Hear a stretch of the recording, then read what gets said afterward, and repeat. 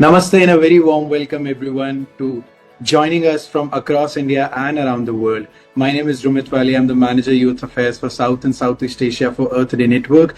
And with pleasure, I'm also representing the Ministry of Youth Affairs and Sports today.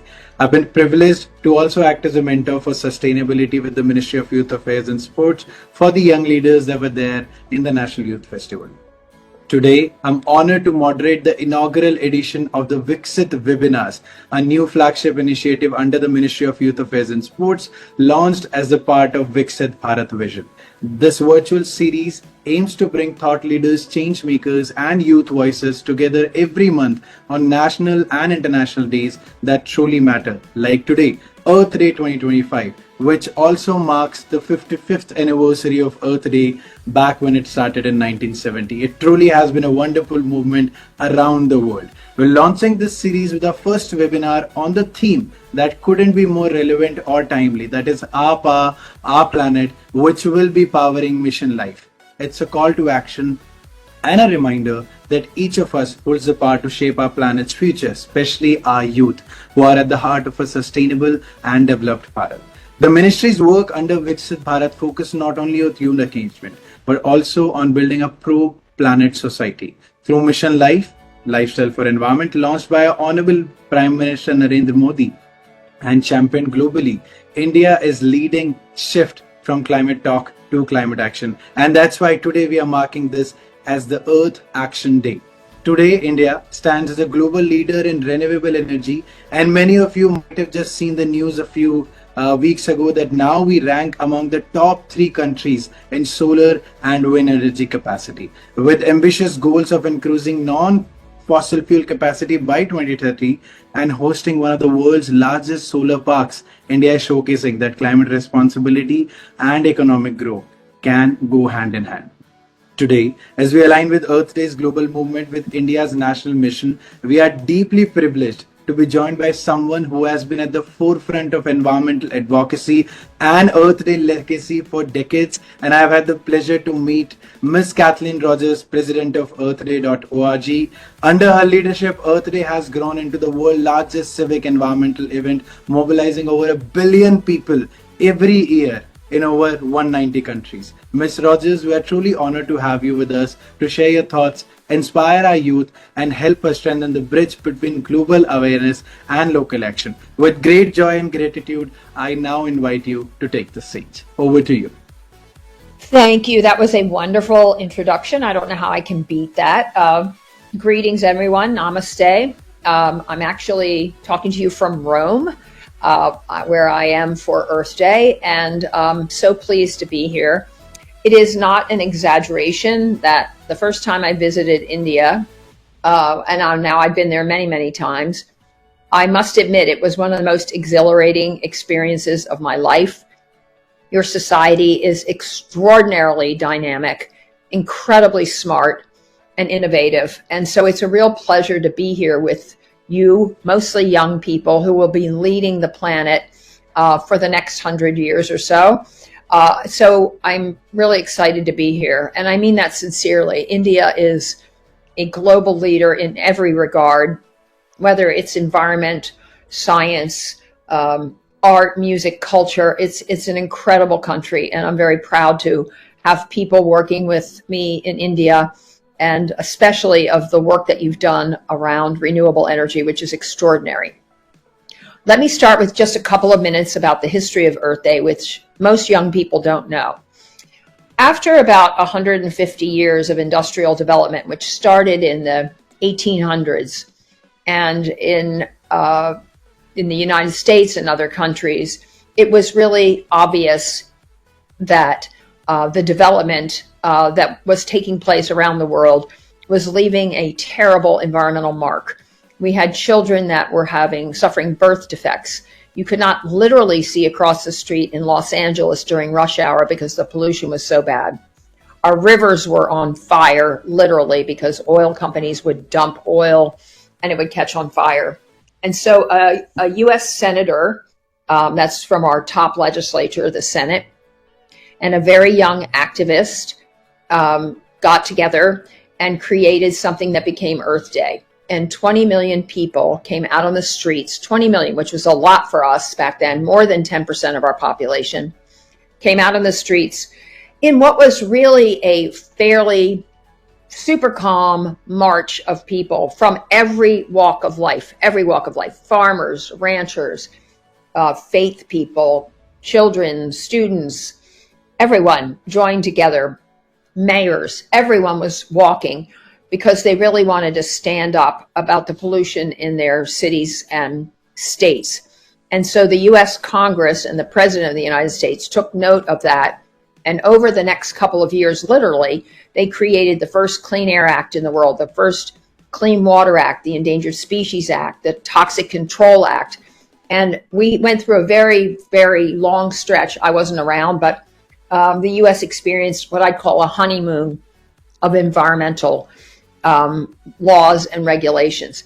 However, at that point in 1970, no one was aware that there was such a thing as climate change, really. I mean, a few scientists, but it really hadn't caught on as a concept, and there wasn't a lot of awareness.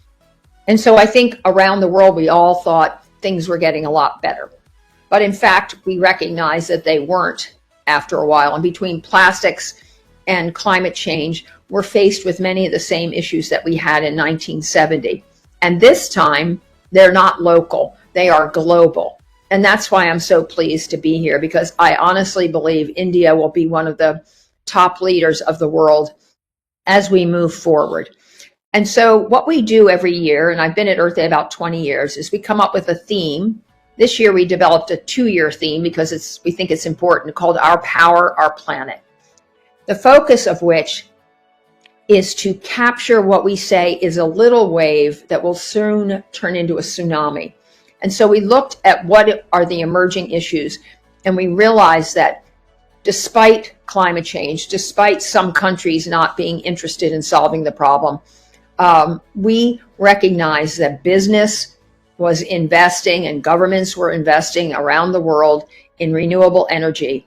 And we think the American expression is the train left the station. It's too late to stop it. And so what we're seeing now is that trillions of dollars are being invested and implemented and employed in creating renewable energy, whether it's solar fields, wind, geothermal, whatever it is, hydro, all of which you have in India in abundance. And these are inexhaustible supplies of energy that are clean, healthy, and most important for India, for the United States, for everywhere, the implementation, the employment of all of these technologies are going to lead to thousands, millions, and millions of jobs. And that's key for the future.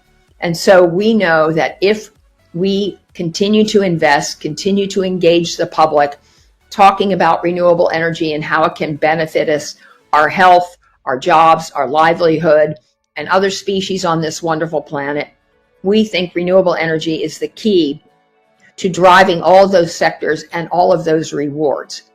And so we're particularly excited to see India with their commitment to so many kilowatts of renewable energy by 2030. It's hard to translate kilowatts in every country into how many people will be affected, but I think everyone in India will receive huge benefit from the transition. And whether it's the United States or India, let's face it, fossil fuels of any kind are bad for our health. They're bad for the landscape. They're bad for the water. They're bad for the species that are forced to live around the destruction. We all know that. Do I think fossil fuels are going away in the next 10 years? No, not completely. But I do think business and level-headed and smart governments are going to make similar investments, that we will see a transition that's inevitable. And so I'm pretty excited about the direction that India is going. And I think, again, your leadership in all things environmental. One thing I know about India that I learned that is not in the culture of the US the way it is in India is your great respect for biodiversity and for life in general. I've learned so much about your culture. I know it's a tiny tip because it's your history is so deep and eons long, but what I know has really changed me. And so a lot of my thinking at Earth Day and the people who work at Earth Day is how can we be more like India? How can we value nature? How can we make these transitions in a way that it becomes integrated into our culture? And I really mean that.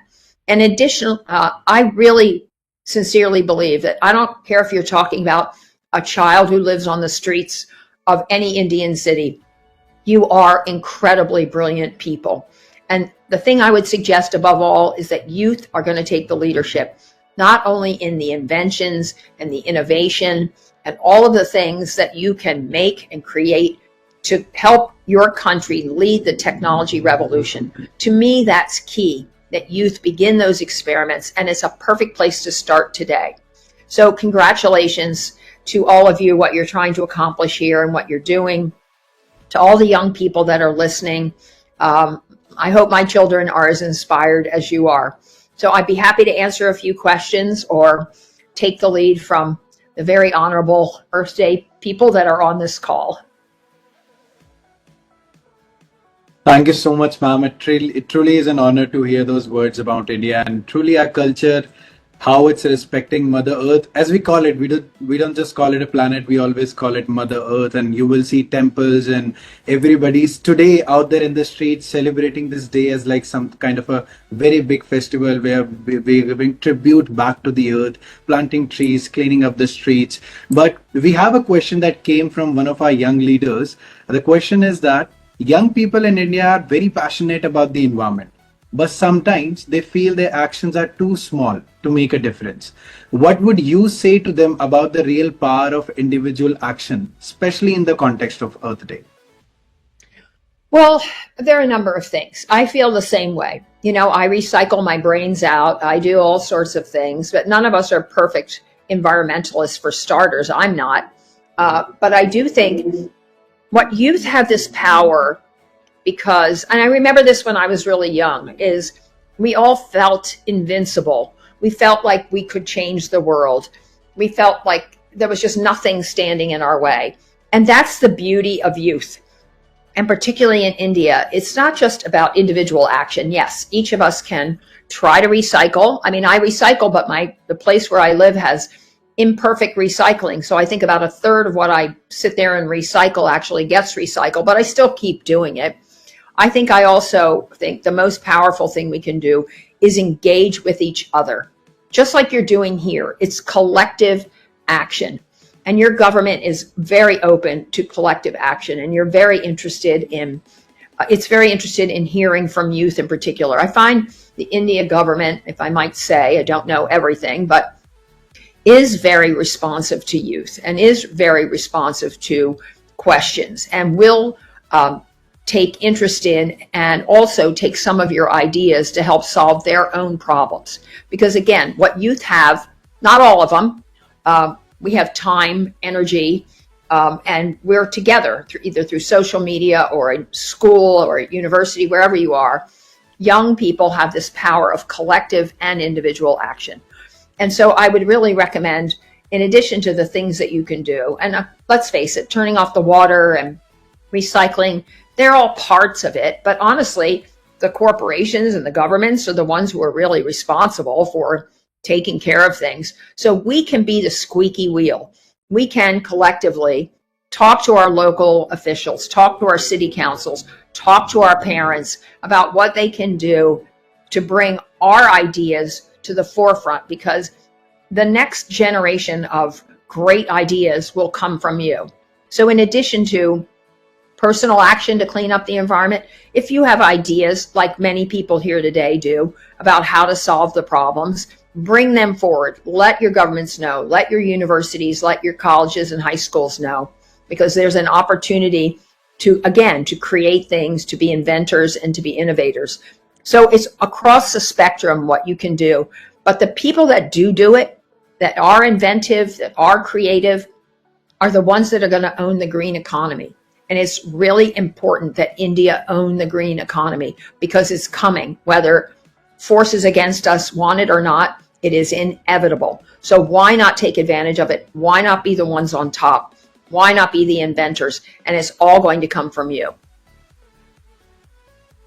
I mean, that truly proves that in a way we're on a very right track. And I'll just mention a few things about what ministry is doing. So recently in the National Youth Festival, we came up with 4 buckets, one of which was named as APA, Our Planet, which talks about what new inventions from youth can come into the government, which can be translated into a policy for a better renewable future, as well as climate education. I mean, many youth have reached directly to our Prime Minister saying that let's mandate climate education into our NDCs, and there was a positive response. And we were so glad to see Great. these things happening every week. These people are meeting, and Earth Day, especially in India, is doing so many events. I was yesterday in an event, and I think this theme Earth Day has done a wonderful job with, because when I ask students what does it mean, what do you mean, let's say when I say our planet, and many people say that we have the power to change the planet, we have the power. So I think literally in terms of power, renewable energy, it goes very well, and not literally, also generically also people do understand that the theme really connects with them. So I'll just ask a final question, keeping your time in mind. It's about how Earth Day can also help all these efforts that the ministry and the youth of our nation is doing. One person have asked that in many parts of our nation, youth are leading powerful grass movements, from clean energy to zero waste communities. I mean, they are building solar cookers, they are building so much small impacts and innovation. How can these local actions be scaled or connected to global platforms through Earth Day? Well, I think let me talk about, you didn't exactly ask it, but you brought it up, which is climate education. So I'm really pleased to hear that, because we hope by the next big international meeting on the Paris Climate Treaty that we'll have many countries have included it in their NDCs, which not only then they have to report on, but they also can receive funding for, because it's not inexpensive to train teachers. But in the United States, and I'd super recommend this for India, what we're seeing is that local governments are teaching the science of climate. That's great, but that takes about 10 minutes. You burn fossil fuels, it hits the atmosphere, it creates an umbrella, it messes up the weather, and so you have terrible consequences. But what we're doing, and I think India is starting to do, is that we're teaching it not just in science classes, but math, art, gym class. So if the kids are running around playing sports, every subject is being integrated. What happens when you do that is you begin to build the vocabulary, the ideas. We're all going to need psychiatrists if this keeps up. So even in psychology, they're teaching the impacts of climate change. So I think it's really important to fully integrate climate education across all subjects, because that's where you're going to have those kids. The light bulb will go off. They'll come up with an idea. They'll be different people. They'll be part of the solution. So I think that's a key element of what we have to do. With respect to local actions and how you tie them together, storytelling, I know it sounds kind of not impactful, but it really is. If you can unite those communities that are each working, those youth groups or those individuals that are working on local solutions, and knit them together into a story, either through film, through theater, whatever you're doing, it begins to impact culture. It begins to impact people's thinking. And so tying those stories together makes a bigger story. And once it's a bigger story, then more people will become engaged. Because I know in my own community, we do little things. We clean up our neighborhood, or we argue with the authorities if they're trying to cut down our old trees. And we have giant trees in my neighborhood. But it's the knitting together of the other communities that are around us. And suddenly we have a tree ordinance. They can't cut down the trees that are 200 years old and 200 feet tall without a permit. And it was because we complained in our little section of the world, and the next part of the world did the same thing. And then we all got together and created a sort of coalition of organizations. Youth are great at this, through social media, through getting together through various schools or social activities. So I really recommend taking those individual efforts, talking about them as much as you can, making them funny, because we really need some humor in this crazy, very difficult world that we're facing right now. And let's tell the story together. But earthday.org, through our India office, through our Washington office, and other places, are always willing to give you a boost. So let us know when you've put something together, and we will try and get it out to more people. That's a wonderful response. And I think with that, everyone who is here listening to us, we're keeping Miss Kathleen Rogers' time in mind. She's in Rome. She has to go, I believe. And so thank you so much, Miss Kathleen Rogers, for sharing your wisdom, experience, and encouragement with the youth of India. Your words remind us that Earth Day is not just a date. It's a movement, it's a mindset, and a mission for everybody on this planet, because we only have this planet to live in. I mean, we have ambitions to go to other planet, but why not? Let's save this one first. As we close this first edition of the Viksit webinars under the Viksit Bharat initiative of the Ministry of Youth Affairs and Sport, we are reminded that our power, our planet is more than just a theme. It's a call to action. And that's why we're calling it Earth Action Day. And whenever you all post something about it, there is a form out there. Register your Earth Day events. Hashtag, tag us, tag the Earth Day Instagram. We would love to share across, as ma'am said. Every young Indian has the power to shape our collective future through sustainable choices, through innovation, and through everyday acts of courage and care. Let us take this spirit forward, aligned with mission life, and strive to become the pro-planet people. This is just a beginning. Many more conversations, many more collaborations and ideas will follow, because the Viksit Bharat starts with a conscious, committed, and climate-aware generation. Thank you all for joining us. Thank you so much, especially Miss Kathleen Rogers and Max out there, I know in the background. He's And annoying me in the background. There he is. Okay. Hold on. He wants to be on camera, as usual. It's Max Falcone from Rome. Ciao. And really go India. You're an incredible country. Great. Yes. Thank you. Looking forward Thank to you so meeting much. you there. Yes. A very happy Earth Day to everyone. Thank you. Thank you. Bye.